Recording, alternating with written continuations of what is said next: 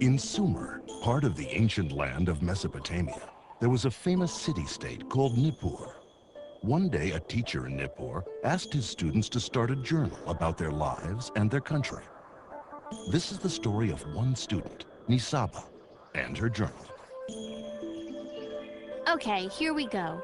Nisaba's Journal, Entry 1. Teacher wants us to write about our lives.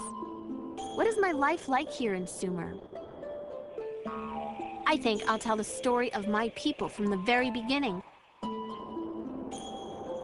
My grandfather knows all about it. He says the first thing we Sumerians did was get really good at farming. My ancestors used to make their living by hunting wild animals for food.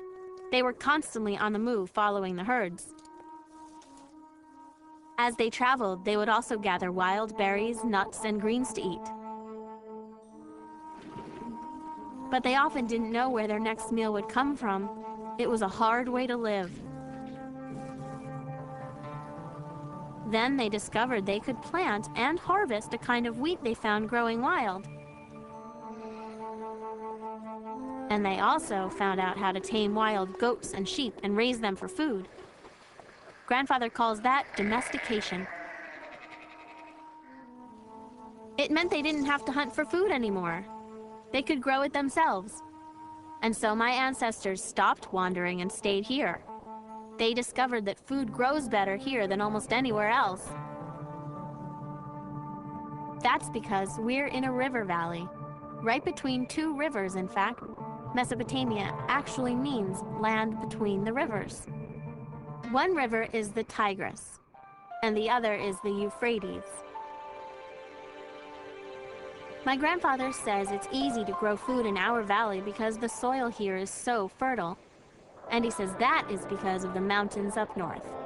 It snows a lot up there in the winter. When the snow melts, all that water runs down into the valley and into the rivers.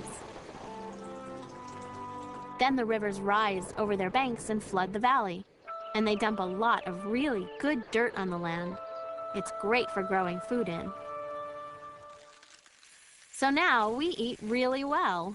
We grow barley and wheat, lots of beans and fresh vegetables, and fruits like melons, dates, apples, figs, and grapes. Our animals give us milk, cheese, and meat, and there are always plenty of fish in the rivers. When my ancestors first started farming here, their biggest problem was never knowing when a flood might come and wash away their crops. Crops survived that. They might die in the summer when it's so hot and there's not enough water. But my people didn't give up. Instead, we actually invented a way to control the river. First, we learned how to build levees. Those are big piles of earth between the fields and the river. They're too tall for the river to get over, so they prevent the floods. Then we made gated ditches around the fields, and when the crops needed water in the summer, we would just open the gates and let some river water flow in.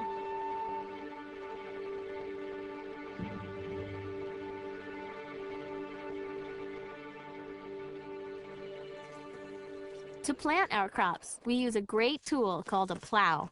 It's a Sumerian invention, and we use an ox to pull the plow, another of our great ideas.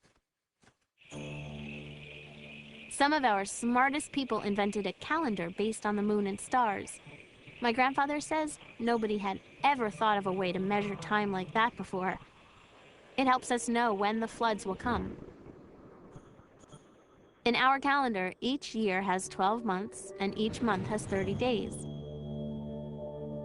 Each month is represented by one of the constellations in the sky. They're called the zodiac. Our priests watch the zodiac to know which month it is. That way, they know when the floods from the mountains will arrive. We Sumerians also invented writing. My grandfather says that in the old days, nobody knew how to write. Well, if you can't write, how do you keep track of how many animals you sold last month?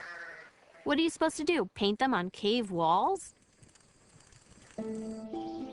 No, we're much more modern here in Sumer. We figured out how to write on clay tablets. You just take a piece of reed and cut a stylus from it. That's a sort of hard pointed tool. You press the point into some wet clay, and pretty soon you're writing. Our style of writing is called cuneiform. With writing, you can keep records of everything you do. It's great because then you don't have to remember it all.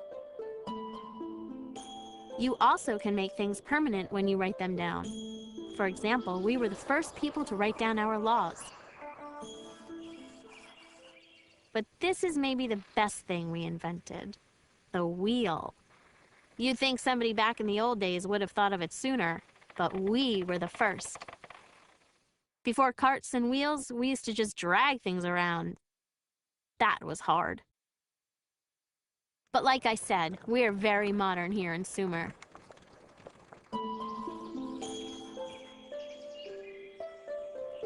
My grandfather says that in the old days, most everybody had to work at farming the land. But not anymore. We Sumerians got so good at growing food, some people could quit farming and let others grow enough for everybody. Of course, you had to be neighbors for that to work. So people settled down close to each other in villages. And the villages grew into city-states. Each city-state has its own king, and each one is sacred to one of the gods. My city-state is called Nippur. It's on the banks of the Euphrates River, and it's the most holy city in all of Sumer. Nippur is sacred to the god Enlil, our greatest god. His temple, the ziggurat, is right in the middle of the city. Our ziggurat is named Eduranki, which means the house binding heaven and earth. The ziggurat is a huge square building, sort of like a pyramid. It's made of several layers, or stories. As you go higher up, each story is smaller than the one below. The very top story is the temple, where the god lives. Around the ziggurat are houses where the wealthy people live, like priests and merchants, for instance. They live in two-story houses. Further away from the temple are one-story houses where shopkeepers and craftspeople live. And beyond them live the farmers and fishermen. All the land outside the city belongs to the city-state, too, but most people live inside the city walls. We are very good at making bricks out of mud. That's a good thing because there's a lot of mud here. We gather a bunch of mud, pat it into square molds, and bake the mud bricks in the sun until they're dry. We use them to make all of our buildings. Here's my house. My family lives in one of the two-story houses close to the ziggurat. That's because my dad works for the king. My mom runs the house. Our slaves do the actual work, but my mom supervises them. They prepare meals, keep the house clean, and do other household chores. Mother also weaves beautiful cloth to make clothing. Her cloth is made of fine wool from our own sheep. She sells a lot of it to the traders' caravans.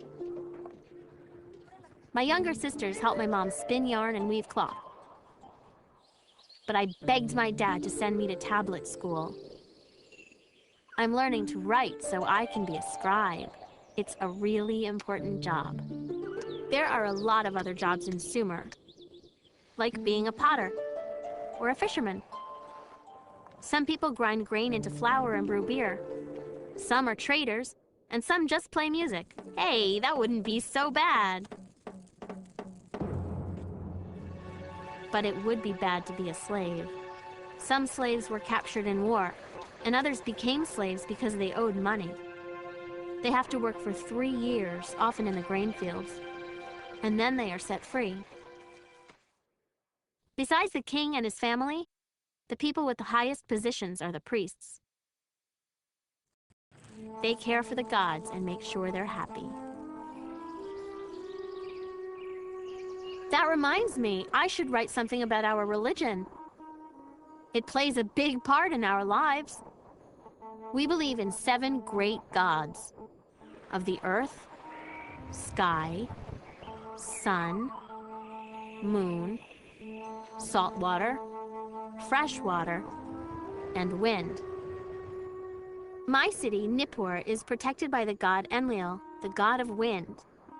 We believe he lives in his temple on top of the ziggurat. We spend a lot of time praying to our gods. A lot of people even make a little statue of themselves praying and leave it in the temple. The statues keep on praying while the people go about their daily chores. Our priests hold ceremonies to honor the gods and offer them food twice each day. My older brother Shulgi is a priest in the ziggurat. Only priests are allowed inside. Shulgi reminds me of that every chance he gets. Gods own the land and everything on it. So we give the gods everything we grow. Then the priests share it with all the people. They make sure everyone gets enough. Each city-state in Sumer has a king called an Ensi.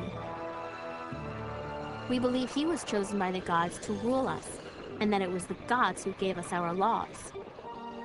Our king makes judgments when people have arguments. He's in charge of all our trade with other cities. He decides who gets to farm our fields. And he makes sure the gods' temples are in good repair and that all the right offerings are made. He's got a whole lot to do. So obviously, he needs other people to help him do it. My dad is one of them, and of course my brother helps because he's a priest. Maybe I'll work there too when I'm older. Scribes keep records on clay tablets of everything that happens each year. The king and the priests all work in the ziggurat. It's full of offices and workrooms and storage spaces. To support the king and the priests, our people pay taxes throughout the year. Usually, it's something like a couple of sheep or bags of grain. But there are taxes on almost everything. We get taxed on the livestock we own and on the fish we catch. We even get taxed on our funerals. In our city, every man who is head of a household has to pay a tax called the burden. It's not the usual kind of tax. It's time, not goods. The men have to spend time working for the government, doing things that help or protect the city. For example, my uncle helped to harvest the barley crop. Other men have to go dig out the irrigation ditches to keep them clear. Our neighbor sent one of his slaves to do his work. My dad says you're not supposed to, but people do it if they can afford it. All the taxes go to the king. They pay for our army, which is pretty expensive, and also for repairs and improvements to our city. Grandfather always says, there are priests and there are kings, but the tax man is the one you should be afraid of. Well, that's my journal entry for today. I think it's a pretty good picture of who we Sumerians are and how we live.